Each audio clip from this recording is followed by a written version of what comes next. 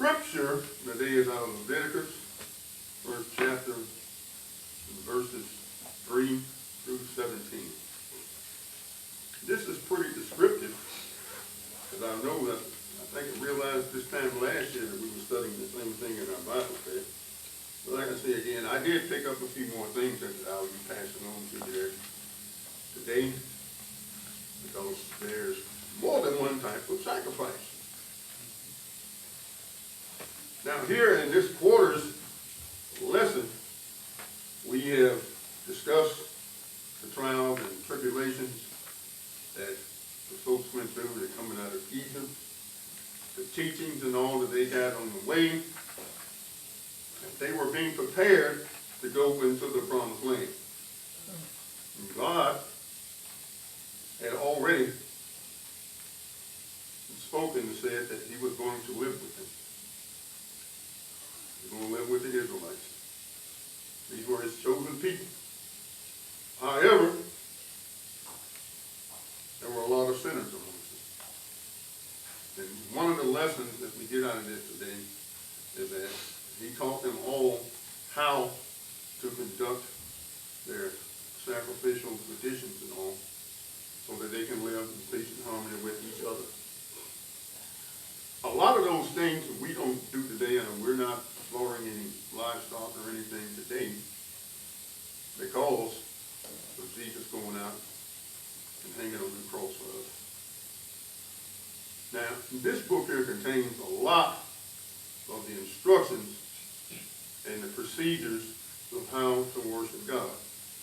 As we all know, that the different translations of the Bible that's from Hebrew to the Septuagint that was in Greek and now in English. So if there's any variations there, but in those translations, I'll explain those to you. The title here of Leviticus reflects the fact that the book relates to the task of the Levites, who assisted priests in carrying out the duties associated with the worship process at the tabernacle. Now, if we recall, all priests were Levites, but not all Levites were priests. We'll see the difference in those and the duties that were assigned to them during this sacrificial process. Focus of the lessons offer to God the sacrifices that he requires. Now, after the people were all trained up, those who were assigned to missions and knew what their part was, all within this sacrificial process, one of the things that was continuous about that, and we'll talk about that, fires on the tabernacle that continued to burn. 24-hour process, we'll explain why and all. So if I could get someone to read Leviticus first chapter, verses 3 through 9. If the offering is a burnt offering from the herd, you are to offer a male without defect. You must present it at the entrance to the tent of meeting so that it will be acceptable to the Lord. You are to lay your hands on the head of the burnt offering, and it will be accepted on your behalf to make atonement for you. You are to slaughter the young bull before the Lord, and then Aaron's son, the priest, shall bring the blood and splash it against the side of the altar at the entrance to the tent of meeting. You are to skin the burnt offering and cut it into pieces. The son of Aaron, the priest, are to put fire on the altar and arrange wood on the fire. Then Aaron's son, the priest, shall arrange the pieces, including the head and the fat, on the wood that is burning on the altar. You are to wash the internal organs and the legs with water, and the priest is to burn all of it on the altar. It is a burnt offering, a food offering, an aroma pleasing to the Lord. All right, thank you. This verse here was the first part of the verse, narrows the focus specifically to that of a burnt offering. Now, there were several different types of offerings. There were several different occasions that they would practice this sacrifice. There's also a grain offering. And the burnt offering goes along and coincides with the forgiveness of sins. The directive to sacrifice only animals without blemish is also repeated in the book of Deuteronomy. You might ask yourself, well, why is that? But no, we need to give God the best out of everything that we have. Sometimes we'll say without blemish, without any sores, or can't have broken legs or things like that. That's why we always give God what he has right off the top. Now, this is referring to that daily sacrifice. That's why the fire continued to burn the whole time there at the altar. Because people will come all day and night, and the priest in all our own hand to ensure that those directives from God were carried out. Nothing less, nothing more. Now, it also emphasizes that God deserves the best of anything rather than the worst. Now, we realize that at times that there are things, you you offer someone something that comes to your house, you don't want to give them any rotten apples or nothing like that. Give them something good. You should look at the Lord the same way. Now, the key word in this book of Leviticus is the word holy. It's mentioned in that book 600 times. And also throughout the Bible. It's found in Leviticus and in any other book of the Bible. Holiness refers to a state of being set apart, including both rituals and ethical purity. As you recall in last week's lesson, there were levels of holiness as we went through one curtain to the other. When we're talking about getting the tabernacle all set up. Colors as purple and blue meant that when you went through that curtain, you went through another level of holiness. And the only ones that were actually able to get through the last curtain was Moses or Aaron at that time. And they would tie a rope around them so that if something were to happen, they could pull them back out of there. That's how strict this was. So there's a difference in the word translation in here that I mentioned that I will bring up to you. Of his own voluntary will. It's in the Old Testament there several times. His own voluntary will. In other words, this is my offering that I'm sacrificing to you. Voluntary will, not just because someone tells me to. It may refer to something that is acceptable or pleasing from the point of the view of the giver or from the point of the view of the receiver. We practice that every day. We practice that in church. With our tithes and our offerings and all. And so I want this to continue. This is part of one of the practices that we do throughout our life. And the burnt offering could not be presented just anywhere that the giver desired. The worshiper had to bring it to a place specifically designated by such a sacred purpose at the tabernacle. worship on his terms and at the sole place designated for that purpose. Now God had instituted strict penalties for performing sacrifices in any other location. Specified location for it. The book of Deuteronomy reiterates the necessity of a centralized worship site, anticipating the future temple in Jerusalem. So when this practice started, I'm not going to use the word ritual, but just as we have our services here at church, there's certain things that one activity follows behind the other. So this was not just a practice run, it's an actual sacrifice, but when they get the tabernacle to its resting place in Jerusalem, where God would continue to live with them, that the practice continued just as it was here. It's talked about here. Just as it's talked about here.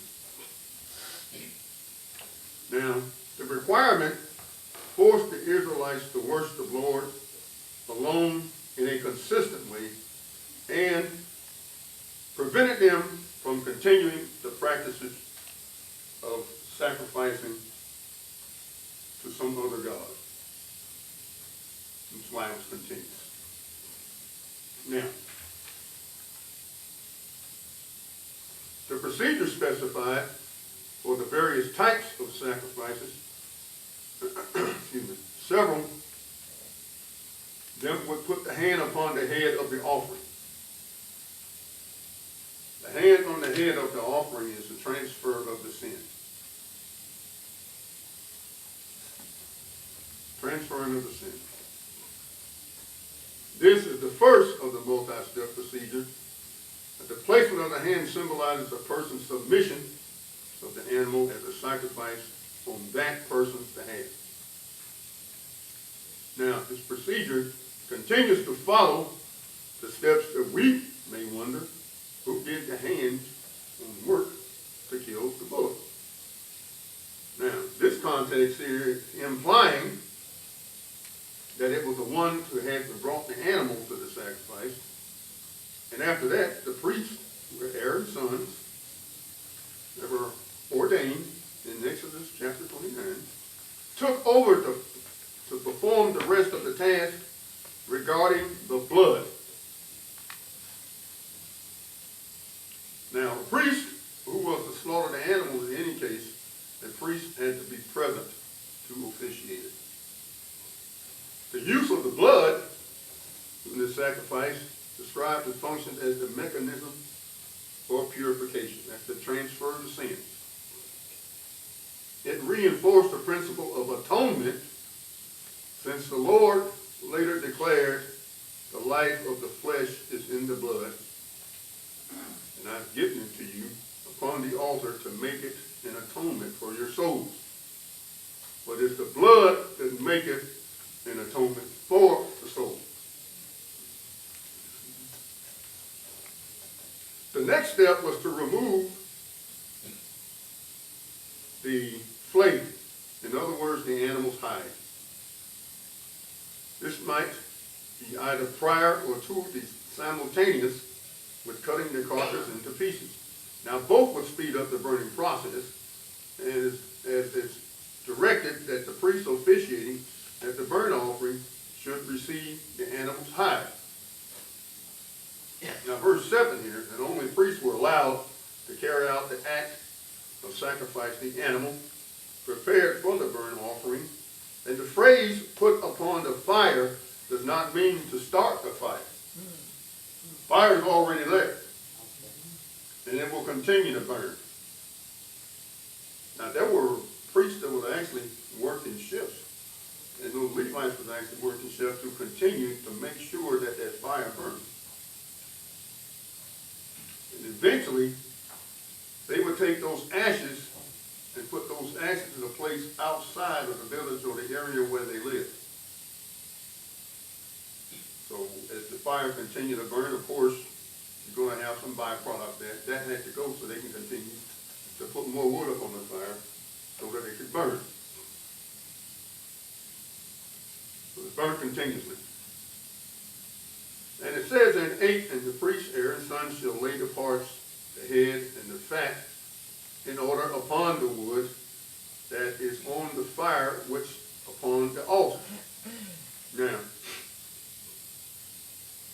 the resulting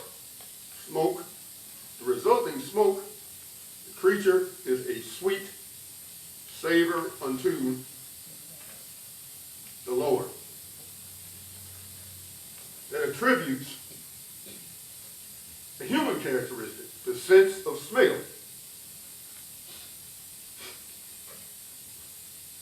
Now, to summarize part of the ritual, when I go down those steps there again, the person that is sacrificing placed the hand on the animal's head.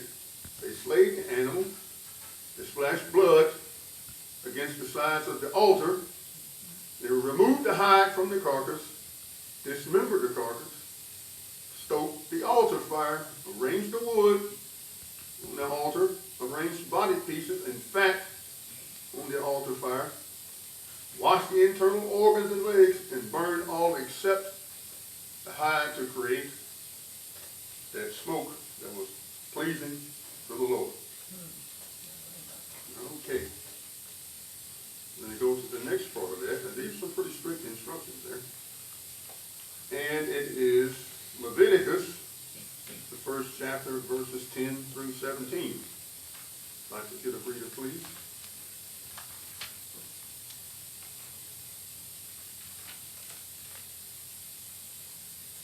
If the offering is a burnt offering from the flock, from either the sheep or the goats, you are to offer a male without defect. You are to slaughter it at the north side of the altar before the Lord, and Aaron's sons, the priest, shall splash its blood against the sides of the altar. You are to cut it into pieces, and the priest shall arrange them, including the head and the fat, on the wood that is burning on the altar. You are to wash the internal organs and the legs with the water, and the priest is to bring all of them and burn them on the altar. It is a burnt offering, a food offering, an aroma pleasing to the Lord. If the offering to the Lord is a burnt offering of birds, you are to offer a dove or a young pigeon. You shall bring it to the altar, wring off the head, and burn it on the altar. Its blood shall be drained out on the side of the altar. He is to remove the crop and the feathers and throw them down east of the altar where the ashes are. He shall tear it open by the wings, not dividing it completely, and then the priest shall burn it on the wood that is burning on the altar. It is a burnt offering, a food offering, and an aroma pleasing to the Lord. Thank you. For this kind of offering, there were other flock that was interchangeable. Everyone didn't own bulls. Everyone didn't have the money to own bulls. So goats or sheep that were also without blemish could have been used. Now we see that the male goats and the sheep themselves as interchangeable for Passover. Now, the reason why I mention this with Passover because outside of the several different type of offerings, you're talking about the burnt, the grain, and the sin offering. There was a daily offering, as a Sabbath offering,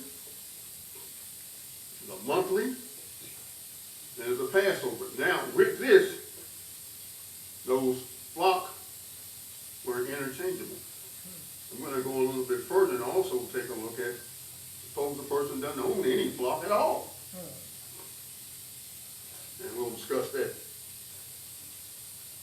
Excuse me.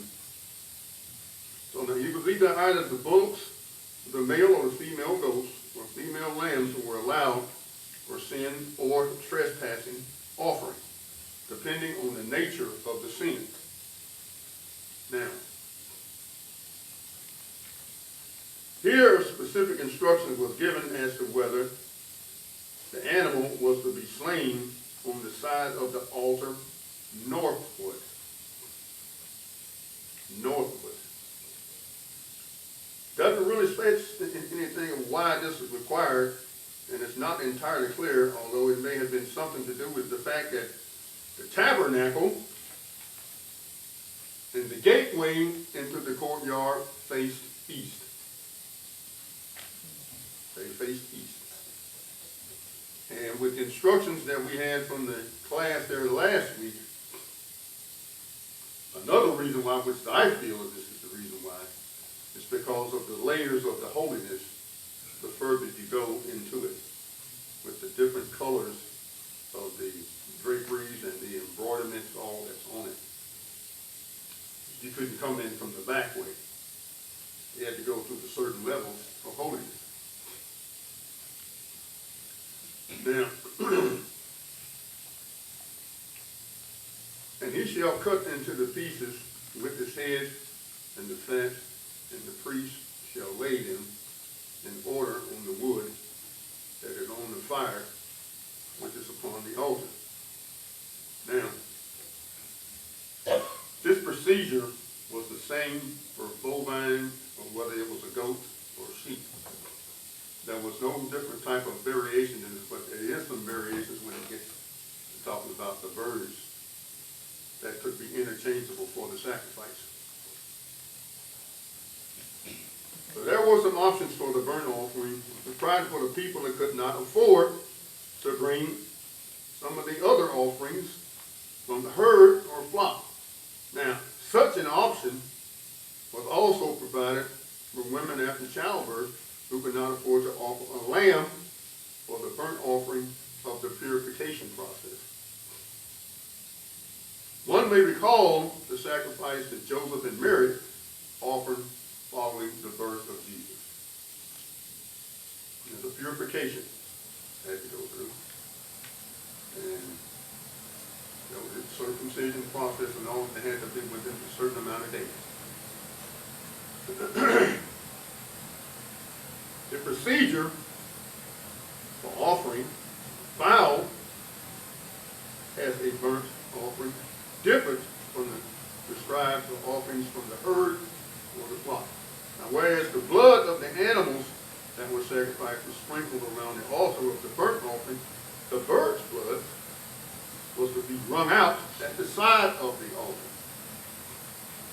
The reason for this is because there wasn't as much blood as you would with some bullocks or goats or sheep. Now, though the bird's blood would not be nearly as abundant as that of the other animals, the need to separate this blood from the body must be completed. Now, the Israelites were forbidden to eat blood. In other words, to go out to eat that, it had to be completely bled out. Completely bled out. Now 16 says, and he shall pluck away his crop with the feathers and cast it beside the altar on the east part of the place with the ashes. Now, it's sort of uncertain about what the crop is, but you know there's some fowl that has a little pouch in them where they can store food and not just eat it or just gobble it on down and swallow it. This is, I think, the part that it's talking about. So it has to be separated from it. And that's near the throat of the bird, or some people call it the craw. And that was for storing food prior to digestion. Another option is that it may refer to the lower intestines, where the crop or the craw is. And its removal may be compared to removing the intestines from the animal from the herd. If you recall, we're talking about removing the intestines and washing them. Now, the place of the ashes that was beside the altar seemed to have been a temporary location for those ashes, with the ultimate destination from the refuse completely away from outside of where they were encamped. 17 says, and he shall cleave it with his wings thereof, but shall not divide it asunder. And the priest shall burn it upon the altar, upon the wood that is upon the fire, the burnt sacrifice, an offering made by fire of a sweet savor unto the Lord. Now, the priest was solely responsible for preparing and presenting the bird as a burnt offering, though not as monetarily valuable as the other sacrifices, but it was presenting the bird as that burnt offering. Whether the worshiper was well-to-do or impoverished made no difference to the Lord, who treats everyone alike. So we see that there were different levels and there were different things that could be used for this process. Okay.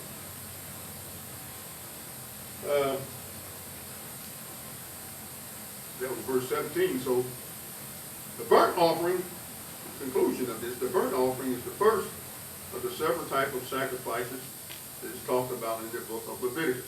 The burnt offering is mentioned first, but because of its most committal, the one that's presenting the sacrifice received nothing tangible back. At first glance, in the book of Deuteronomy, chapter 12, would seem to contradict that statement, but its exception is applied to the Israelites who lived too far from the tabernacle to make the trip to the tabernacle. Burnt offerings here are mentioned 270 times in the Old Testament. Their association with atonement makes the study of them important into the light of the New Testament passages, such as in Mark and in Hebrew. Now, the burnt offerings that we have nowadays, the only thing that's burnt inside of the church, I know there are some practices of incense. When I was a young altar boy and I grew up in a Catholic church, I used to have to mix these incense. And in different type of ceremonies, the priest would come down the aisle and go back and forth so that that smoke would be involving everyone that's there in the church. It's not an offering, but it's just part of the process that was practiced. So our modern way of thinking is the sacrificial system described in the Old Testament and was covered here in today's discussion may seem to be odd. Some might look at it as being a wasteful slaughtering of an animal. But it wasn't wasteful because some of those parts went to the Levites and some went to the priests. There was nothing that was actually wasted. The priests had certain jobs and the Levites, the assistant, had certain jobs. Now, there's sometimes some ugliness that we may see or discuss that we may feel about the sacrificial system. Some people don't even recognize the sacrificial system. However, God demonstrated the necessity for a commitment to Him. And this was practiced time and time again, with a commitment to Him. His desire to be present with His people and the seriousness of sin was also practiced, and that's the reason why for the 24-hour fire burning. Now, I don't know if they call it a shift or not, but when they changed up the priests and those Levites that were there tending to the fire, they had to make sure that it was completely stoked the whole time. There were people that were coming in and out and back and forth, even to including those that were from far away. Now, those other substitutes that we have discussed foreshadowed the ultimate substitute who God in time would provide by sending His Son, Jesus, down here with us And he sacrificed his son to us when he hung on that cross. This was not an actual, I say, a sacrifice as far as the bullocks or the goats or anything, because that sacrifice that Jesus made was for me also, and I wasn't even here. None of us were here. Well, that was the ultimate sacrifice, so there's no more burning of animals and this and that. There are other religions that are out there. I took some time and I looked it up yesterday. They still use some of those types of burnt offerings, but they're not all for the good of man either. So, since those who are trying to imitate as much as they can the process that God has made for other different things. But as the Apostle Paul puts it, our lives are to serve a sweet Savior of Christ. Now, spreading the Savior of his knowledge in every place.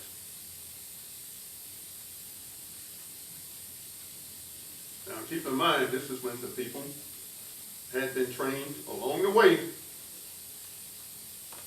Certain of those folks had been selected as priests and some as Levites.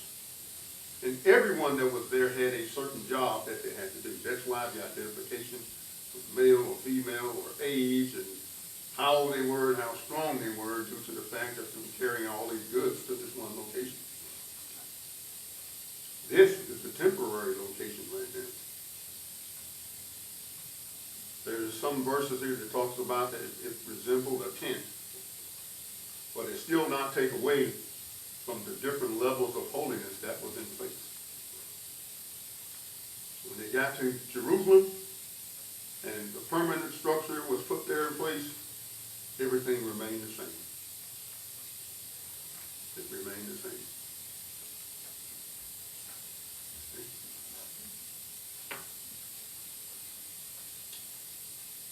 That was the conclusion there. The process that was practiced back in those days. And as I mentioned there before, it was not just for sin. It's a daily sacrifice. There's a Sabbath, monthly. Let me dive a little bit too further with this. The daily could have been either the bullock or goat or sheep or the fowl. The sacrifice of the Sabbath involved 2 lambs. The monthly and the Passover sacrifice involved 2 bulls. And the process was continued and continued that it became second nature to them. And I couldn't find out whether there you can sacrifice the daily and substitute it for the monthly or not. And keep in mind that the way God had prescribed it, that's the way it had to be. That's the same as with our 3 pennies, our STP. Because you put $1 there, it does not mean that we follow the process the way it was. So, the lesson there for today, if I could get a volunteer to come and give us what they got out of that. The focus here, offer to God sacrifices that he requires. If I could get someone to come and give us what they got out of the lesson there for today. Mr. Meehan, ain't it? Huh? Mr. Meehan. Is it the men's day? Yeah, men's day.